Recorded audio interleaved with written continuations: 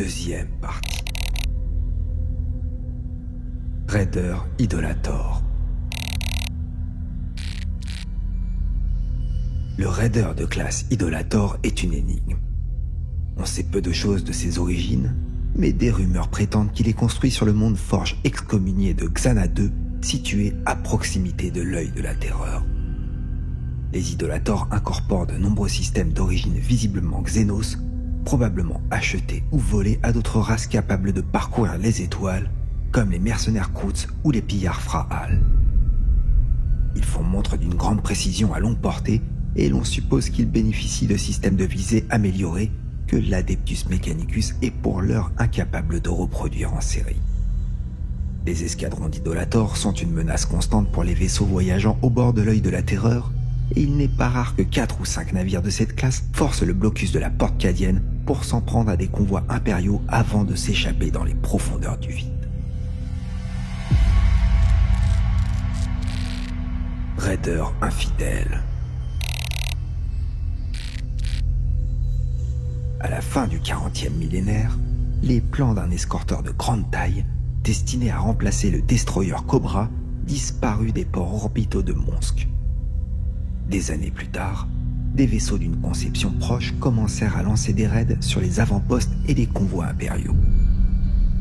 Les premières attaques eurent lieu dans le secteur de Damoclès, à seulement 780 années-lumière de Monsk, mais leur secteur d'opération s'est étendu au cours des 2 derniers siècles.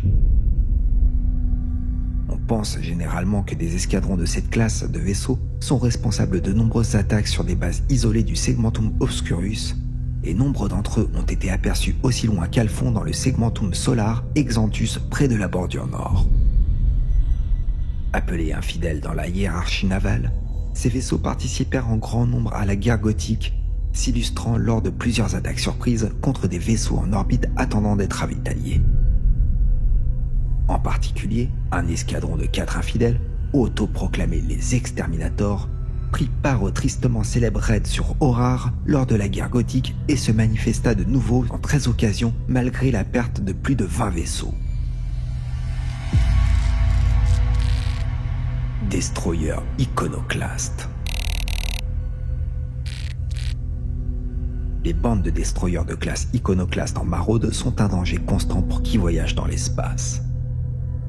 Utilisés essentiellement par des pirates et autres bandits, les iconoclastes sont d'une conception similaire à toutes sortes d'escorteurs construits par n'importe quel astroport. Bien que de taille réduite, ils bénéficient d'une puissance de feu constante et une attaque combinée peut même inquiéter un vaisseau de ligne. Dans le cadre d'une flotte, ils peuvent engager des escorteurs ennemis, abattre des appareils d'attaque ou détruire des torpilles en approche. L'escadron Carillon, une bande de renégats opérant aux abords de la lune de Duran, devint célèbre pour ses talents dans l'attaque de convoi, se faufilant audacieusement entre les vaisseaux de défense pour s'en prendre directement aux transporteurs avant de s'échapper. Pour leur part, les Lost Souls doivent leur notoriété à leur rôle dans l'assaut de Faustus. Ce furent leur perfide attaque éclair qui détruisit la moitié des défenses orbitales de la planète, ce qui permit à l'excessive et au Black Claw de bombarder la planète en prévision de leur atterrissage. Vaisseau démon. Qui peut dire comment de telles abominations ont été amenées à exister? D'aucuns prétendent qu'un équipage se sacrifiant aux dieux sombres peut gagner l'immortalité au prix d'une servitude démoniaque. D'autres pensent qu'il existe des vaisseaux maudits, damnés pour des actes trop odieux pour être relatés. Ceux qui connaissent ces choses-là pensent que les vaisseaux démons sont des navires perdus dans le warp pendant des siècles ou des millénaires, avant de réapparaître dirigés par un équipage de démons. Les histoires parlant de vaisseaux démons remontent à l'aube de l'Imperium. Ces navires ne sont souvent que de simples apparitions, se manifestant pour semer la terreur dans un système avant de disparaître soudainement sans laisser de traces tangibles de leur présence. Les immenses docks orbitaux de Soraper 3 étaient, dit-on, la proie de régulières apparitions de ce type avant leur destruction par les Thousand Sons au 37e millénaire. La légende raconte que l'apparition prenait la forme d'un antique cuirassé entouré de flammes, tournant autour des docks en suppliant de le laisser accoster. Les navigateurs échangeaient régulièrement des rumeurs sur d'éventuels vaisseaux fantômes qui parcouraient le Warp.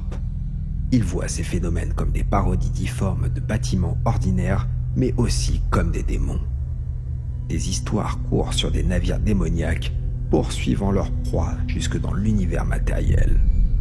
Ces mythes ont donné naissance à la théorie selon laquelle les vaisseaux démons ne peuvent quitter le Warp dans le sillage d'un autre navire et que sans cela, ils restent prisonniers dans cet océan de démence. Bien entendu, aucune preuve fiable ne vient étayer cette thèse. Bien que la plupart des histoires de vaisseaux démons les décrivent comme des chasseurs solitaires, des prisonniers renégats ont confessé, après interrogatoire, qu'il était possible de lier un pacte avec n'importe quel démon du Warp. En temps normal, un démon ne peut demeurer dans le monde matériel que peu de temps, et il finit toujours par voir ses pouvoirs diminuer avant de dépérir et de retourner là d'où il vient. Or, ceci peut être empêché par une vénération rituelle de l'entité, ou si elle arrive à s'incarner dans un objet ou un être vivant. Ce genre de procédé relève de la sorcellerie la plus proscrite, mais il est évident qu'un navire spatial accorderait à une entité du Warp une stabilité et des pouvoirs accrus. Il est de même évident qu'en temps de guerre, les sorciers d'Abaddon n'hésiteraient pas à renforcer leur flotte avec de telles abominations. Flotte de la peste. La meilleure méthode pour propager une nouvelle maladie, sans incursion démoniaque, est de lancer une flotte de la peste. Les flottes de guerre de Nurgle, plus connues sous le nom de flotte de la peste, sont un spectacle lugubre. Ce sont des armadas corrompues, composées en grande partie de vaisseaux qui ont succombé à la maladie. L'air vicié et recyclé et les longues périodes de temps passées dans les confins piégés qui accompagnent les voyages interstellaires sont des terrains propices aux maladies.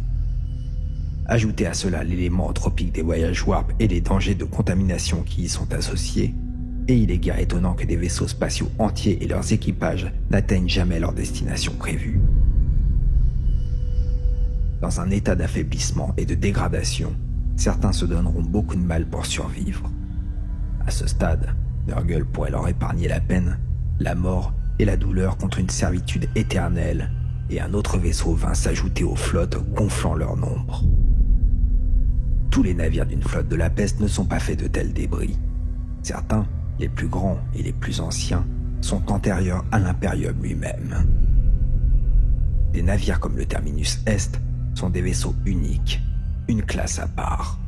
Des navires de guerre dont les secrets ont été perdus dans le Moyen-Âge technologique de l'humanité. On ne reverra plus jamais leur classe.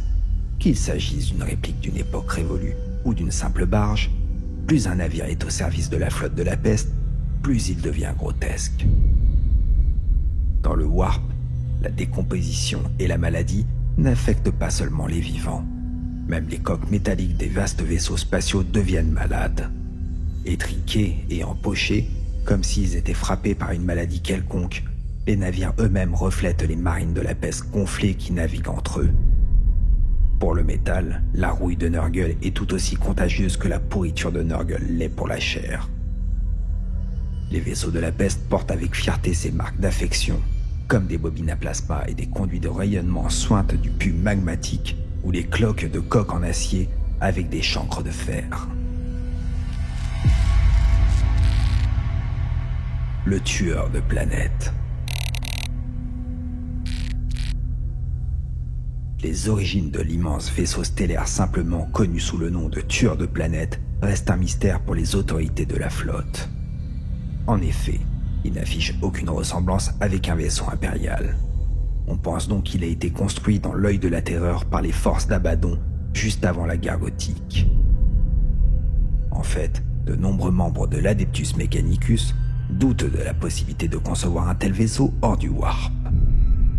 Autant que l'on sache, un seul tueur de planète a jamais été armé, et il a servi de vaisseau amiral à Abaddon durant la majeure partie de la guerre gothique. Conçu autour d'un canon principal d'une magnitude incommensurable, le tueur de planète est également doté de nombreuses pièces d'artillerie navale, de batteries d'armes et de lance-torpilles. D'un d'un épais blindage et protégé par de nombreux boucliers. La seule faiblesse du tueur de planètes semble être sa vitesse réduite.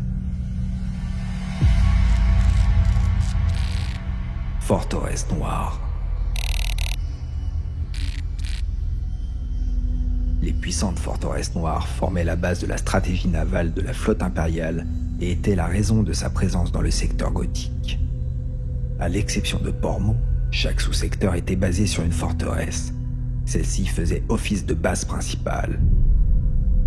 Bien que presque entièrement désactivées, les forces impériales purent exploiter les forteresses noires. L'Adeptus Mechanicus relia d'innombrables systèmes d'armement à leurs sources d'énergie Xénos et inconnues, aménageant de vastes salles pour en faire des ponts de lancement et installa des tourelles de défense sur toute leur surface. Bien que la flotte les jugeât imprenables, elles furent finalement vaincues par Abaddon.